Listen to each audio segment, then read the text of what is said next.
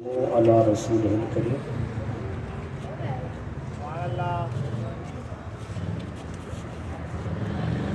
اعوذ باللہ من الشیطان الرجیم بسم اللہ الرحمن الرحیم لقد من اللہ علی المؤمنین اذ بعث فیہم رسولا صدق اللہ العظیم۔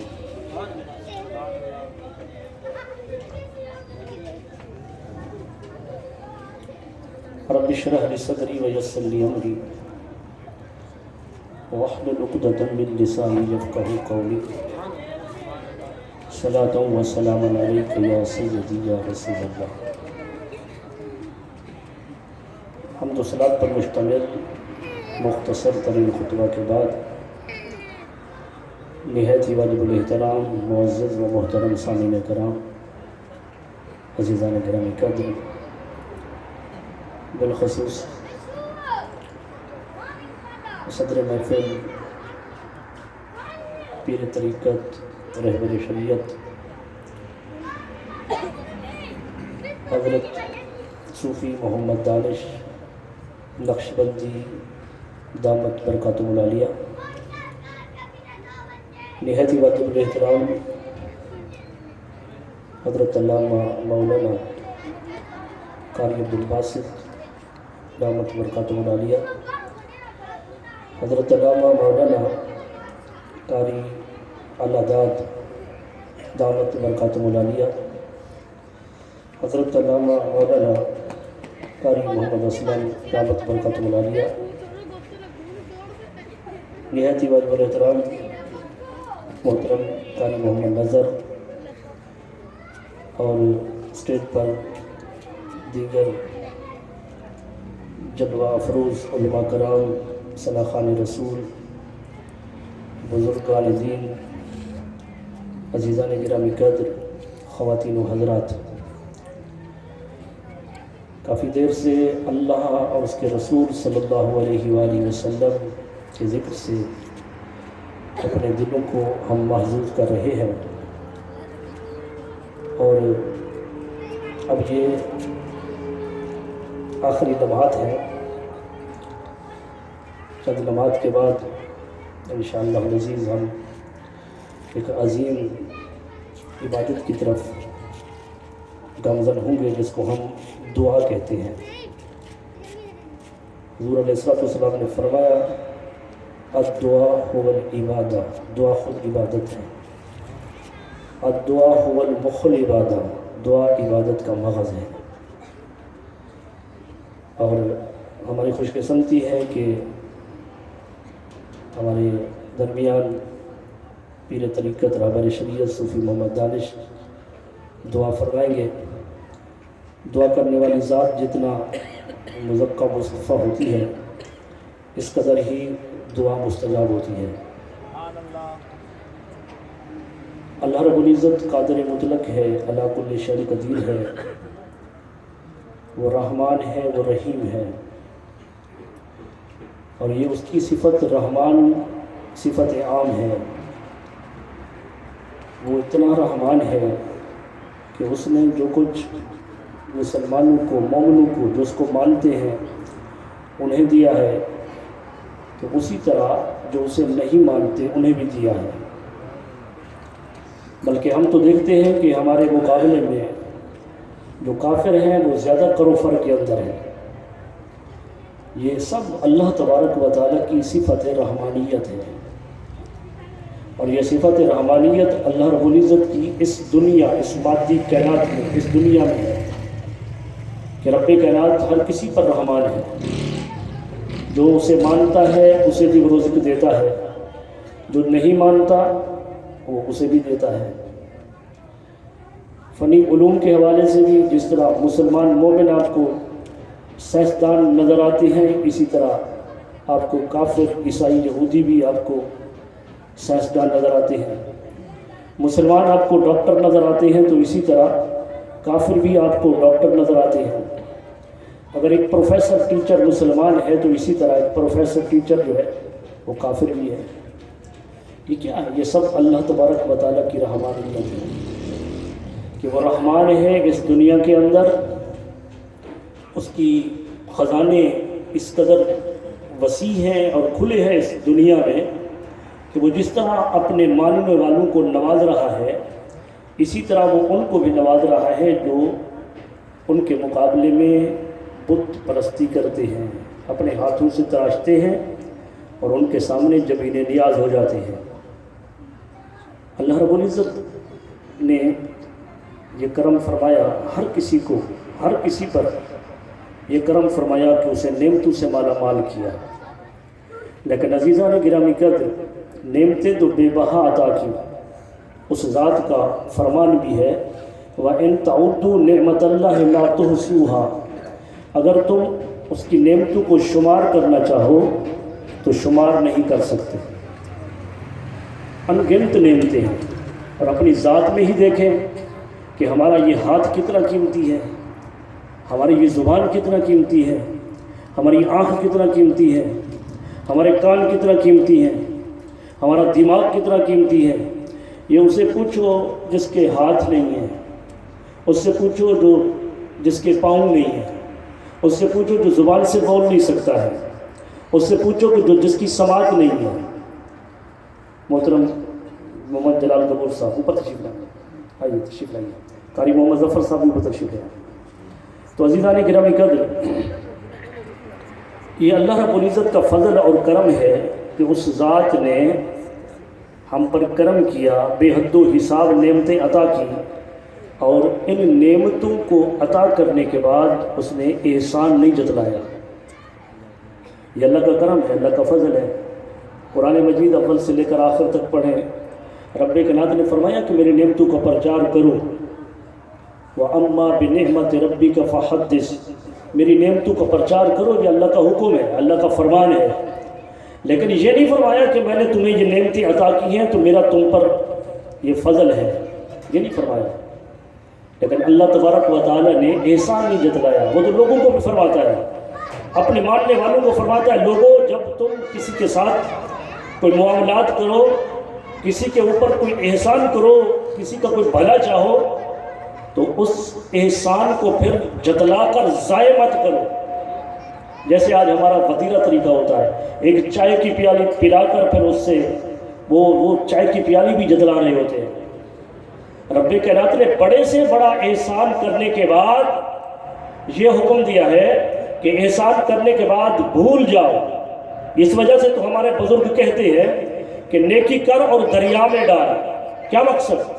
یعنی نیکی کرنے کے بعد بھول جا اس باری تعالیٰ پر، اس کا اجر وہ ذات دے گی۔ تو اللہ تبارک و تعالیٰ ہمیں حکم دیتا ہے کہ احسان کرو لیکن احسان جتلاؤ نہیں۔ لیکن ایک مقام ایسا آتا ہے کہ اس نے ایک نعمت ہمیں ایسی عطا کی ہے کہ وہ رب اللہ تبارک و تعالیٰ کی ذات وہ نعمت دے کر مومنوں پر، مسلمانوں پر وہ ذات احسان جتلاتی ہے۔ اور وہ نعمت کیا ہے؟ وہ نعمت ہے جس کی خاطر آپ نے یہ محفل سجائی ہے، یہ محفل سجائی ہے۔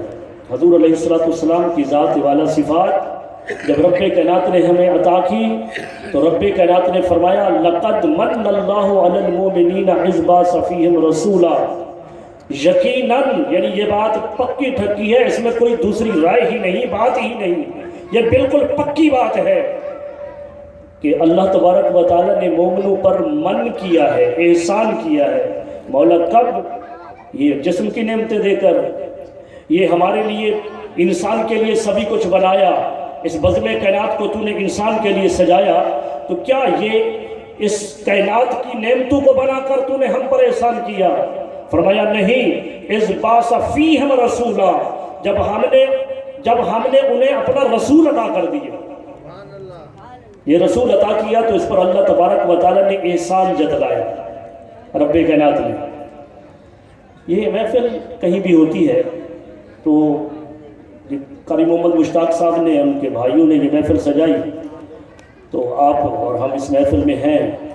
صبح ہوتے ہی کہیں ہم گئے تو آپ کو کوئی دوست مل گیا، رات بھی ہم اس محفل میں تھے۔ ابھی کون سی محفل تھی؟ وہ میلاد النبی کی محفل تھی، جشن ولادت رسول کی محفل تھی۔ آقا علیہ السلام کی ولادت تو آج سے 1400 سال سے ماقبل پہلے وہ ہوئی، لیکن اس کو ہم ہر سال اس کو مناتے ہیں، سیلیبریٹ کرتے ہیں۔ تو جب ان سے کہا تو کوئی تو کہے گا سبحان اللہ، اتنی خوش قسمتی تمہاری، اتنا بڑی اچھی محفل کے اندر حضور کی یاد کے اندر محفل، اس کے اندر شریک ہوئے۔ اور کوئی آپ کو ملے گا کہے گا کہ یار وہ معاملہ یہ ہے کہ یہ محفل درست نہیں ہوتی ہے درست، آپ کو پتہ نہیں ہے کہ وہاں پر کیا ہوتا ہے، وہاں تو نعت خواں نعت پڑھ رہے ہوتے ہیں گانے کی طرز میں، ایسا ہوتا ہے نا، ایک محفل سے روکنے کے لیے ایک طریقہ بنایا جاتا ہے۔ نعت خواں جو ہے وہ گانے کی طرز میں نعت پڑھ رہے ہوتے ہیں، اور آپ نے نہیں دیکھا کہ وہاں پر خطیب صاحب آتے ہیں تو کوئی ایسے خطیب بھی ہیں تمہارے جو محفل میلاد کے اندر جاتے ہیں تو ان کی فیس 70,000 روپے ہے؟ کہاں لکھا ہے، کہاں سے ثابت ہے؟ آپ نے نہیں دیکھا ہے کہ آپ وہ محفل میلاد کے اندر صداقہ آتے ہیں تو ان کی شکل و صورت کیسی ہوتی ہے، عورتوں والے دوپٹے سر پر پہن کر آ جاتے ہیں۔ وہ اور طرح سے پوچھنا کہ اس کا ثبوت قرآن و حدیث میں کہا ہے، یہ تو اپنی جگہ پر ہے، لیکن یہ اس طرح سے کہنا کہ وہاں جو ہے وہ گانے کی طرز پر نعتیں پڑھی جاتی ہے، وہاں صداق خان اور خطیب جو ہے وہ بغیر ڈیمانڈ کے نہیں آتے ہیں، اور وہاں پر وہ باعمل سلاخہ نہیں ہوتے ہیں، تو اس طرح سے پوری محفل کو رد کر دینا یہ درست نہیں ہے۔ بھئی ہم مسجد میں جاتے ہیں نماز پڑھنے کے لیے، تو مسجد میں گئے اور مسجد سے نماز پڑھ کے باہر نکلے، ہمارا جوتا نہیں ہے تو ہم باہر آئے بغیر جوتے کے، ہوٹل پر آ گئے، دوسرے دیکھا تو کہا یار جوتا تمہارا نہیں ہے، وہ مسجد میں نماز پڑھنے گیا تھا، جوتا کسی نے اٹھا لیا، وہ کہے کہ میں تو اس وجہ سے نماز پڑھنے نہیں جاتا، تو ہم کیا کہیں گے اس کو؟ اسی وجہ سے میں نہیں جاتا۔ تو جب جو بندہ یوں کہے تو کہو یہ کمینہ انسان ہے، اس کے ذہن کے اندر کمینہ پن ہے۔ ارے جوتا اٹھ گیا تو کیا ہوا؟ اگر کوئی شخص خانہ کعبہ کے اندر طواف کر رہا ہو اور دوران طواف اس کی جیب کٹ جائے، خانہ کعبہ میں بھی جیبیں کٹتی ہیں، وہاں پر بھی اللہ کے گھر کے اندر بھی وہ جو طواف کر رہے ہوتے ہیں اس میں کچھ وہ ہوتے ہیں جو اس مقدس گھر کو دیکھ رہے ہوتے ہیں، اور وہ گھر کیا ہے؟ اس گھر کو دیکھنا ہی عبادت ہے۔ طواف تو اپنی جگہ پر، طواف فرض کے علاوہ باقی پھر لوگ طواف پر گزارتے ہیں اس وجہ سے کہ سنن نوافل تو گھر میں بھی ادا ہو جائیں گے، لیکن اس مقدس گھر کا طواف پھر کیا خبر میسر آئے یا نہ آئے۔ لیکن اس مقام پر بھی کئی مرتبہ کیمرے کی آنکھ نے اس کو پکڑ لیا، یہ کیمرہ کسی کو رعایت نہیں کرتا، جو محفل کے اندر کوئی منہ سجا کر بیٹھا تو اس کو بھی پکڑ لیتا ہے، کوئی خوش خرم بیٹھا ہو محفل کے اندر اسے بھی پکڑ لیتا ہے۔ تو کیمرے کی آنکھ نے پکڑا، کئی مرتبہ ایسے معاملات ہوئے۔ تو کیا خیال ہے کہ جب خانہ کعبہ کے اندر طواف کرتے ہوئے جس وقت وہ جیب کٹ جائے اور پھر کہنے والا یہ کہے کہ بھئی اس وجہ سے تو میں حج کرنے نہیں جاتا، تو کیا کہو گے اس کو؟ کیا ذہن ہے؟ کیا ذہن ہے اس کا اس کے ذہن کے اندر کمینہ پن ہے، وہ اچھا بھلے مانس انسان نہیں ہے۔ جو اچھا انسان ہے وہ کہے گا بھائی کوئی بات نہیں، جیب کٹ گئی تو کیا بات ہوئی، اللہ تعالیٰ اور دے دے گا، لیکن خبردار یہ طواف کبھی نہیں چھوڑنا۔ جوتا اٹھانے کے لیے کہے گا کہ کوئی بات نہیں، جوتا اور مل جائے گا، لیکن نماز کبھی ترک نہ کرنا۔ تو اسی طرح محفل میلاد پر یہ چیزیں ہوتی ہیں، علماء کرام تو اپنا حق ادا کرتے ہیں، کہتے ہیں گانے کی طرز پر نماز پڑھنا، اپنی نعت پڑھنا درست نہیں ہے، علماء کرام اس کو بیان کر رہے ہیں۔ اور اسی طرح سے جو ڈیمانڈ کرتے ہیں، ان کی ڈیمانڈ کو، ان کی اس بات کو ختم کیا جا سکتا ہے جب انہیں کوئی بلائے ہی نہیں تو ان کی ڈیمانڈ کہاں رہے گی؟ یہ ساری چیزیں ختم ہو سکتی ہیں، لیکن جب کوئی ایسا سوال کرے تو آپ بھی ان سے سوال کریں کہ میں محفل میں گیا تھا، محفل کے اندر یہ ہوا تھا، قرآن و حدیث کی روح کے اندر میں آپ کو وہ چیزیں بتاتا ہوں، یہ ہوا تھا قرآن و حدیث کی روح کے اندر، تو مجھے بتا دے کہ اس میں غلط کیا ہوا ہے۔ بھئی آپ آئے ہیں نا یہاں پر جو سب سے فرسٹ انسان یہاں پہلے آیا ہے، شروع سب سے پہلے جو آیا ہے، اس نے اس پوری محفل کو سنا ہوگا نا، تو سب سے پہلے کیا ہوا؟ سب سے پہلے قاری محمد مشتاق صاحب نے اس محفل کی ابتدا کی تو کہاں سے شروع ہوئی؟ تلاوت قرآن سے، تلاوت قرآن، اللہ تبارک و تعالیٰ کا مقدس کلام، جو رب کے نام جس کے متعلق فرماتا ہے وَإِنَّهُ لَقُرْآنٌ كَرِيمٌ، یہ عظمت والا قرآن ہے، یہ بزرگی والا قرآن ہے، جس کے متعلق اللہ تبارک و تعالیٰ فرماتا ہے لا رطب ولا یابس الا فی کتاب مبین، کوئی خشک یا تر چیز ایسی نہیں جس کا ذکر اس قرآن کے اندر موجود نہ ہو، جس کے متعلق اللہ تبارک و تعالیٰ فرماتا ہے لا اصغر ولا اکبر الا فی کتاب مبین، کوئی چھوٹی یا بڑی چیز ایسی نہیں جس کا ذکر اس قرآن کے اندر موجود نہ ہو۔ صرف ذکر نہیں، تفصیل کل شیء، ہر چیز کی تفصیل موجود ہے۔ وہ بندہ سوال کرنے والا، ان سے پوچھو تو کس مسلک سے تعلق رکھتا ہے، جس مسلک سے تعلق رکھتا ہے ہم انہیں اسی مسلک کے عالم کا حوالہ دیں گے کہ قرآن مجید کے متعلق اس نے کیا لکھا۔ جو بھی کسی مسلک سے تعلق رکھتا ہے، وہ توحیدی ہے، وہ اہل حدیث ہے، وہ دیوبند ہے، وہ بریلوی ہے، وہ جس مسلک سے بھی تعلق رکھتا ہے، ارے قرآن کے متعلق کسی نے منفی میں لکھا ہی نہیں۔ ہر عالم سے پوچھو، وہ کہتا ہے قرآن مجید جہاں بھی پڑھا جائے برکت ہوتی ہے۔ سکرات لگی ہو، اس بیمار کے سرہانے پڑھا جائے تو موت کے اندر آسانی ہوتی ہے، کہیں مکان میں پڑھا جائے تو برکت ہوتی ہے۔ قرآن مجید پڑھو، سورہ یاسین، صرف سورہ یاسین پڑھنے کا ثواب 10 ختم قرآن کا ثواب ملتا ہے۔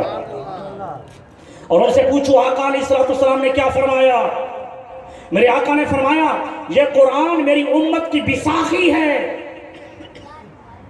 اچھا، تھوڑا سا معاملہ ہمارا بھی ہے، ہم نے قرآن کو چھوڑ دیا، ہم نے قرآن مجید کو گھر کے اندر وہ جزدان کے اندر سنبھال کر ایک اونچے الماری کے اندر رکھ دیا۔ سال کے بعد رمضان کا مہینہ آیا، ہمارے ایمان نے جوش مارا، قرآن کو پڑھ لیا، بچی کی رخصت کا معاملہ آیا، کہا بچی کو قرآن کے سائے کے اندر روانہ کرو۔ وہ بچی قرآن کے سائے میں روانہ ہو رہی ہے، لیکن قرآن پر اس کے بعد بھی عمل نہیں ہو رہا۔ کہ ایسا ہوتا کہ جب بچی کو قرآن کے سائے میں رخصت کیا تھا تو اب رخصتی کے بعد اس بچی کا مستقبل قرآن کے مطابق ہو جاتا، لیکن ایسا نہیں ہے۔ وہ قرآن کے سائے میں روانہ کر رہے ہیں، بارات لے کر جا رہے ہیں، اور جس وقت وہ اپنے شوہر کے گھر جاتی ہے تو شوہر بیٹھا ہے دوستوں میں، شوہر دوستوں میں بیٹھا ہے، اور نامحرم فوٹوگرافر یہ اس دلہن کے پاس جا کر اس کی فوٹوگرافی کر رہے ہیں۔ ایسا ہوتا ہے یا نہیں ہوتا ہے؟ بھی بڑی بڑی شادیوں میں نے تو دیکھا ہے چیزیں۔ وہ جس کی عزت بنی ہے وہ ابھی بیٹھا ہے دوستوں کے ساتھ، جس کے لیے اس کا ہار سنگار تھا۔ آج ہمارا طریقہ عجیب ہوا نا، ہم نے ہر چیز کو الٹ کر دیا۔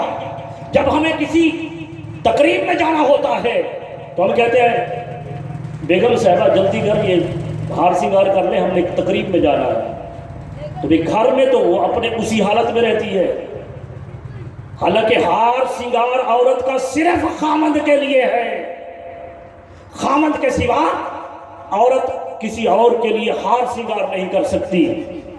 ابھی دولہا باہر بیٹھا ہے، وہ غیر محرم فوٹوگرافر اندر جا کر وہ فوٹو کے پوز لے رہے ہیں، لوکر دکھانے کے حوالے سے کبھی چھاتی دکھا رہے ہیں، کبھی ان کا وہ شرارہ غرارہ دکھانے کے لیے ان کے جسم کی مختلف حیات کو دکھا رہے ہیں۔ ارے کیا ہو گیا ہماری غیرت کو؟ نکاح ہوا تھا، نکاح ہوا، اور نکاح کے اندر جو ہے وہ مولوی صاحب نے نکاح پڑھا تو حضور کی ایک حدیث بھی پڑھ دی، النکاح من سنتی، حضور نے فرمایا کہ نکاح میری سنت ہے۔ ارے جس نکاح کے اندر حضور نے فرمایا یہ میری سنت ہے۔ بتائیے کہ شادیوں پر یہ ناچنے والی عورتیں اور یہ کیا بولتے ہیں اس کو، خسرے وغیرہ بلاتے ہیں یا نہیں بلاتے؟ بھنگڑے ڈالتے ہیں یا نہیں ڈالتے؟ ارے جب نکاح حضور کی سنت ہے، جب سنت ہے تو حضور نے فرمایا یہ عبادت ہے، کیا عبادت پر بھی کنجری کو نچایا جاتا ہے؟ ایسا نہیں ہوتا ہے۔ پھر ہم کہتے ہیں ہماری شادیاں کامیاب نہیں ہوتی، ہماری شادیاں جو ہے ناکام ہو جاتی ہیں۔ تو عزیزان گرامی قدر، قرآن حضور نے فرمایا یہ میری امت کی بساخی ہے، یہ میری امت کا سہارا ہے۔ آج امت پستی کے اندر گر چکی ہے، اللہ کی عزت کی قسم اس امت کا مقدر تبھی بدلے گا جب یہ ساری رات کے اندر وہ نعتیں جو گانے کی طرز میں پڑھی جاتی ہیں ان کو چھوڑ کر یہ آقا علیہ السلام پر نازل کردہ قرآن پر عمل نہیں کریں گے۔ جب تک قرآن پر عمل نہیں ہوگا اس وقت تک اس پسی ہوئی امت کا مقدر نہیں بدل سکتا۔ حضرت علامہ اقبال کے پاس ایک مہمان آیا، اس مہمان نے دیکھا کہ یہ علامہ اقبال کی چارپائی ہے اور ساتھ ٹیبل پر قرآن رکھا ہے، اوپر غلاف بھی نہیں ہے، کتابوں کے اوپر غلاف رکھا ہے۔ دل کے اندر سوچنے لگا کہ علامہ صاحب تو بہت بڑی ہستی ہیں، لیکن قرآن مجید کو عام کتابوں کے ساتھ بغیر غلاف کے رکھ دیا۔ اتنے میں علامہ اقبال آ گئے، علامہ اقبال سے سوال کر دیا کہ علامہ اقبال یہ بتائیے یہ قرآن نے آپ کو عام کتابوں پر رکھ دیا، آپ نے فرمایا میرے مخلص دوست بتائیے تو کیا کرتا میں؟ اس نے کہا آپ ایسا کرتے، اس پر غلاف چڑھاتے اور اس کے بعد اس کو بڑے اونچے کسی مقام پر رکھتے۔ تو آپ نے فرمایا سنو میرے دوست، میرے نادان دوست سنو، کبھی آپ نے دیکھا کہ ایک شخص معذور ہے جو بساخی پر چلتا ہے، اس نے بساخی اٹھا کر اونچی جگہ پر رکھ دی ہو؟ جو بساخی پر چلنے والا شخص ہے ان کی بساخیاں کبھی اونچی جگہ پر جہاں ہاتھ نہ پہنچے وہاں رکھی ہوئی دیکھی ہے؟ فرمایا میں معذور ہوں اور میرا سہارا قرآن ہے۔ اقبال کا اٹھنا بیٹھنا چلنا پھرنا قرآن کے سہارے ہے۔ ارے کہاں قرآن کو اوپر رکھ دوں؟ میں سوتا ہوں تو قرآن پڑھتا ہوں، اٹھتا ہوں تو قرآن پڑھتا ہوں، چلتا پھرتا ہوں تو قرآن پڑھتا ہوں، میرا سہارا قرآن ہے۔ تو عزیزان گرامی قدر یہ قرآن ہے، تو سب سے پہلے قرآن کی تلاوت ہوئی نا، تو پوچھیے ہم سے کہ قرآن کی تلاوت جائز ہے یا نہیں ہے؟ اچھا اس کے بعد کیا ہوا؟ اس کے بعد بھی نعت خوانی ہوئی، نعت خوانی، تو ثنا خوانی رسول تھے انہوں نے نعت خوانی پڑھی، اور ایک عالم آیا اس نے بھی ثنا خوانی کی۔ فرق یہ تھا کہ اس ثنا خوانوں نے نثر کے اندر اپنی خوبصورت آواز کے اندر ثنا خوانی کی، اور میرے جیسے بدیع آواز والے کسی خطیب کو بلا لیا تو اس نے نثر کے اندر اپنی بری آواز کے اندر ثنا خوانی ہے، تو حضور کی ثنا خوانی، حضور علیہ السلام کی ثنا خوانی ہے، اور آقا علیہ السلام کی ثنا خوانی کی، حضور کی تعریف کی، حضور کی تعریف کی۔ تو ان سے پوچھو کیا صحابہ کرام نے حضور کی تعریف کی تھی یا نہیں کی تھی؟ یہ خلقت مبرأ من کل عیب، کس کا یہ کون پڑھ رہا ہے؟ حضور کی بارگاہ میں پڑھ رہا ہے۔ اور بخاری شریف کی حدیث ہے، میرے آقا نے ارشاد فرمایا جب حسان بن ثابت، حضرت ام عائشہ صدیقہ حدیث کی روایت فرمانے والی ہے، فرمایا جس وقت حسان بن ثابت میرے متعلق کہے گئے اشعار جو میری حجب کے اندر کفار و مشرکین کہتے ہیں، حسان بن ثابت جب تک ان کا جواب دیتا رہتا ہے اللہ تبارک و تعالیٰ ان کی مدد کے لیے جبریل امین کو اتار دیتا ہے۔ یہ اشعار تھے نا، یہ حسان بن ثابت جو حضور کے حجب کے اندر جو کافر مشرک اشعار پڑھا کرتے تھے، تو حضرت حسان بن ثابت جواب دینے کے لیے عربی کے اندر اشعار ہی لکھتے تھے، لیکن حضور کا فرمان سنیں، میرے آقا نے فرمایا جب تک حسان بن ثابت میرے حجب میں کہے گئے اشعار کا جواب دیتا رہتا ہے، رب کائنات اس کی مدد کے لیے جبرائیل امین کو اتار دیتا ہے۔ تو بتائیے یہ ثنا خوانی اللہ نے ثنا خوانی نہیں کی کیا؟ اللہ تبارک و تعالیٰ، یہ قرآن پورا تو حضور کی نعت ہے، اول سے لے کر آخر تک جہاں سے بھی پڑھو اللہ تبارک و تعالیٰ نے ثناخوانی کی۔ کہیں فرماتا ہے وَالضُّحَىٰ، اے حبیب آپ کے چمکتے دمکتے چہرے کی قسم، وَاللَّيْلِ اِذَا سَجَا، آپ کی سیاہ عنبری زلفوں کی قسم، اِذَا سَجَا، جب آپ کنگھا کرتے ہیں اور وہ زلفیں آپ کے چہرے پر چھا جاتی ہیں، اے حبیب ان سیاہ زلفوں کی قسم، کوئی اگر تانا دے رب کائنات کو وہ تانا منظور نہیں ہوتا، اپنے حبیب کو تسلی دیتا ہے، ما ودعک ربک وما قلی، اے حبیب یہ کافر مشرک غلط کہتے ہیں، تیرے حبیب نے تیرے رب نے نہ تجھے چھوڑا ہے نہ تجھ سے منہ موڑا ہے، تجھ سے منہ نہیں موڑا۔ اور اس کا حبیب صلی اللہ علیہ وسلم اگر حالت نماز کے اندر مسجد قبلتین کے اندر اگر اس کا حبیب کی چاہت ہو جائے کہ یہودی تانا دیتے ہیں کہ ہمارا کعبہ تبدیل ہو جائے، وہ کہتے ہیں کہ تم بھی تو بیت المقدس کی طرف منہ کرتے ہو اور ہم بھی بیت المقدس کی طرف منہ کرتے ہیں، تم اپنا مذہب علیحدہ ہونے کا دعویٰ کرتے ہو لیکن یہ بیت المقدس کی طرف منہ کرتے ہو، یہ کیوں ہے؟ حضور صلی اللہ علیہ وسلم کی دل میں چاہت ہوئی، مسجد قبلتین آج بھی دو قبلے گواہی دے رہے ہیں کہ حضور علیہ السلام کا چہرہ مبارک ادھر تھا، نماز پڑھا رہے تھے، جماعت تھی صحابہ کی، آقا علیہ السلام کی حالت نماز کے اندر چاہت ہوئی کہ ہمارا کعبہ تبدیل ہو جائے۔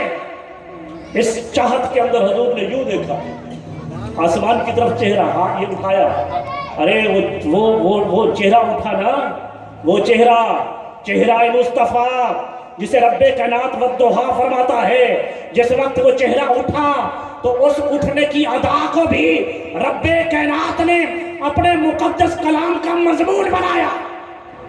فرمایا قد نری تقلب وجهک فی السماء، اے حبیب ہم آپ کا بار بار آسمان کی طرف اڑتا ہوا چہرہ دیکھ رہے ہیں، فلنولینک قبلۃ ترضاها، ہم ان قریب آپ کو پھیر دیں گے اس قبلہ کی طرف ترضاها جسے تو چاہتا ہے۔ لوگوں نے لکھا، لوگ اتنا نادان لوگ ہیں یار، جس کا نام رسول کے چاہنے سے کچھ نہیں ہوتا، رسول کے چاہنے سے کچھ نہیں ہوتا۔ میں کہتا ہوں قرآن فرماتا ہے کہ اللہ تبارک و تعالیٰ فرماتا ہے کہ میں نے تو اپنے حبیب کی چاہنے پر چاہت پر ترضاہا، اے حبیب جسے تو چاہتا ہے چاہنے پر کعبہ تبدیل کر دیا۔ اور پھر ساتھ ہی فرما دیا اسی وقت حالت نماز تھی وہی، تو ایسا بھی تو ہو سکتا تھا نا کہ نماز ختم ہو جائے، نماز ختم ہونے کے بعد اللہ کی وحی آ جائے، جبریل امین آ جائے، یا رسول اللہ اب اللہ تبارک و تعالیٰ نے حکم دیا ہے کہ آپ بیت اللہ کی طرف منہ اگلی نماز کر کے پڑھیں، اگلی نماز میں بیت اللہ کی طرف منہ کر کے نماز پڑھیں، لیکن ایسا نہیں ہوا۔ لوگوں کو دکھانا تھا، یہ میرے آقا کی نعت تھی جو لوگوں کو سنانی تھی، یہ رب کائنات کو سلاخا ہے، اس نے دکھانا تھا کہ میرے حبیب کی عظمت کیا ہے، اس وجہ سے حالت نماز میں فرمایا فَوَلِّ وَجْهَكَ شَطْرَ الْمَسْجِدِ الْحَرَامِ، اے حبیب اپنا چہرہ مسجد حرام کی طرف کر لیجیے۔ اب یہ وقت کوئی عام وقت تھوڑا تھا، رب کائنات فرماتا ہے وَإِن كَانَتْ لَكَبِيرَةً، یہ بڑی مشکل گھڑی تھی، یہ بہت مشکل وقت تھا، واقعی مشکل تھا نا بھی۔ اب حالت نماز ہے، نماز کی حالت کے اندر صحابہ کرام کی جماعت ہے، حضور علیہ السلام کو حکم ہو رہا ہے اے حبیب اپنا چہرہ بیت المقدس سے پھیر کر بیت اللہ کی طرف کیجئے۔ یہ بیت اللہ بیت المقدس کے بالکل اپوزٹ سائڈ پر تھا، مخالف سائڈ پر تھا۔ آقا علیہ السلام نے ادھر سے منہ موڑا، صفوں کو چیر کر اس طرف آ گئے۔ تو یہ واقعی وقت، اور یہ وقت ان صحابہ کے لیے، حضور کے غلاموں کے لیے مشکل تھا کہ نہیں تھا؟ بھئی ادھر ایک طرف اللہ کا گھر ہے اور ایک طرف اللہ کے حبیب کا چہرہ ہے، تو کہا جائے؟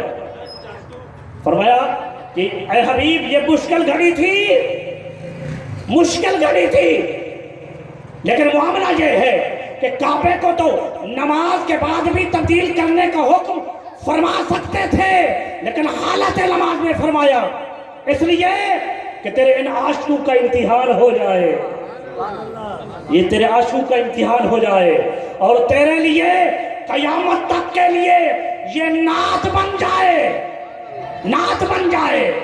اس لیے حبیب ایک طرف تیرا چہرہ کر دیا، دوسری طرف کعبہ کر دیا۔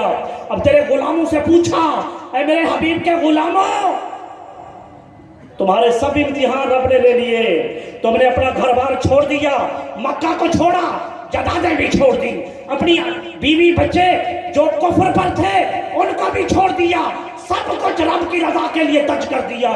آج تمہارا آخری امتحان تھا کہ تمہارے چہروں کا قبلہ تو ہے جو ہوتا ہے، آج ہم نے جاننا چاہا کہ تمہارے دلوں کا قبلہ کیا ہے، تمہارے دلوں کا قبلہ کیا ہے۔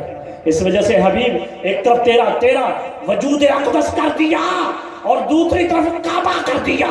اب تیرے غلاموں سے کہا، اے میرے حبیب کے غلاموں، کعبے کی طرف جاتے ہو یا میرے حبیب کی طرف جاتے ہو؟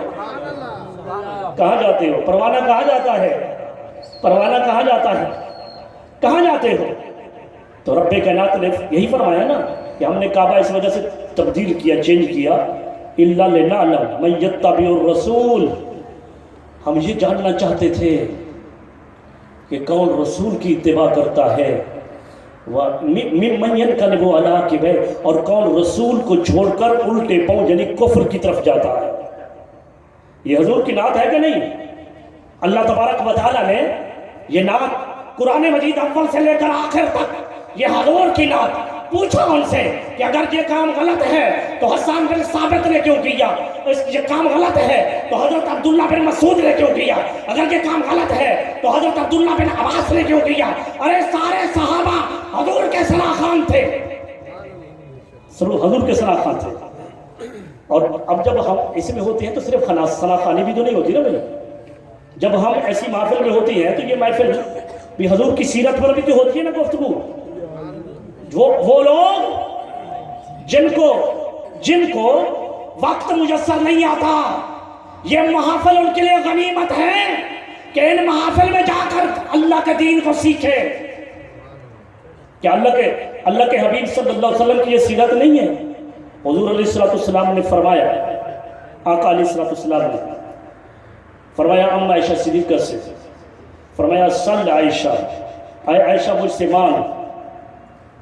ام عائشہ صدیقہ نے دیکھا کہ تو نبی کریم صلی اللہ علیہ وسلم کا رحمت والا جوش جذبہ عروج پر ہے، تو اس نے عرض کی، یا رسول اللہ میں کیا مانگوں؟ ایسا کرتی ہوں کسی سے مشورہ کر کے آپ سے مانگتی ہوں۔ تو وہ چلی گئی اپنے باپ کے پاس،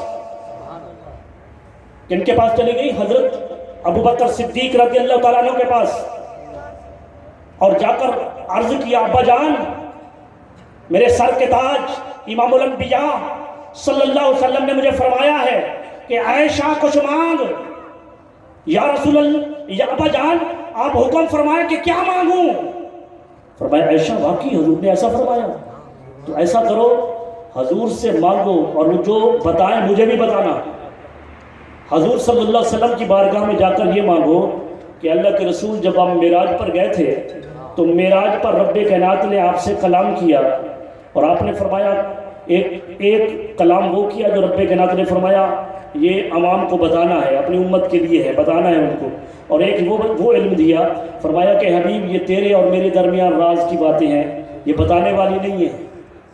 تو عائشہ اگر ایسا ہے تو حضور صلی اللہ علیہ وسلم کی بارگاہ میں عرض کرو کہ یا رسول اللہ وہ معراج کی رات جو رب کائنات نے آپ سے وہ سیکرٹ گفتگو کی تھی، وہ گفتگو جو سیکرٹ تھی، وہ گفتگو جو کی تھی، ان گفتگو میں سے ایک بات مجھے بتا دے۔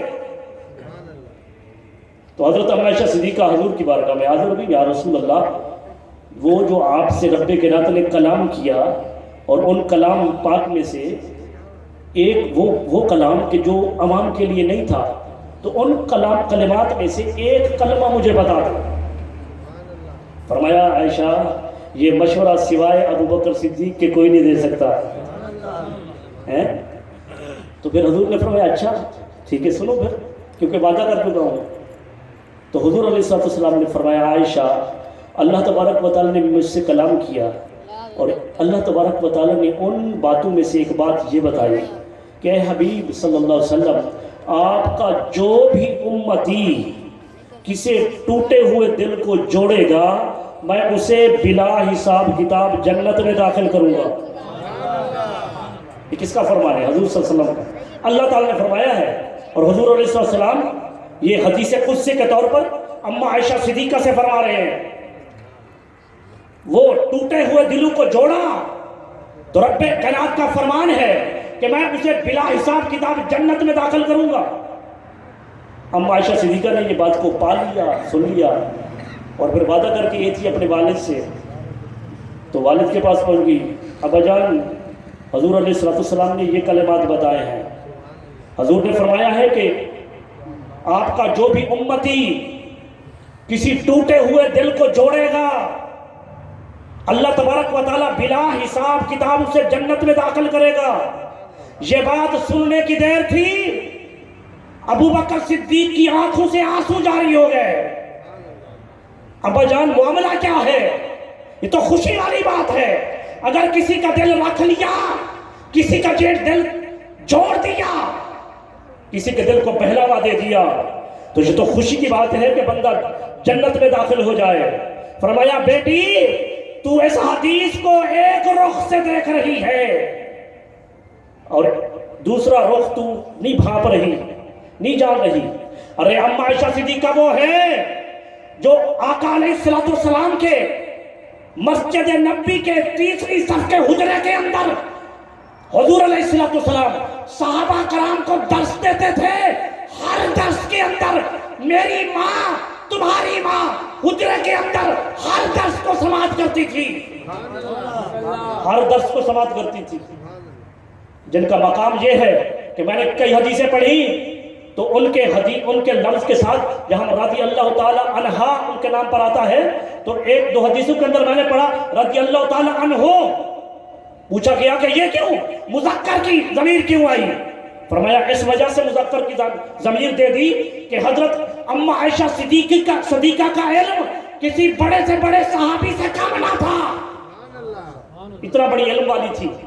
لیکن عزیزان گرامی قدر بتانا یہ چاہتا ہوں کہ اگر وہ ہر درس کو درس کے اندر بیٹھنے والی سننے والی اگر حضور کی حدیث کو نہیں سمجھ سکتی، ان کے اندر جو کچھ پنہا ہے نہیں پہچان سکتی، تو ان لوگ کو حدیث کب سمجھ آئے گی جو اپنے آپ کو اہل حدیث کہتے ہیں؟ کب سے اہل حدیث بن گئے؟ جب اما عائشہ صدیقہ ہی حدیث نہیں سمجھ سکتی تو عرض کیا ابا جان یہ رونے والی بات تو نہیں ہے۔ محترم محمد شعیب برکاتی دامت برکاتہ مولانا اوپر سے تو عزیزان گرامی قدر تو حضور علیہ السلام کی اس زوجہ محترم ہماری ماں نے عرض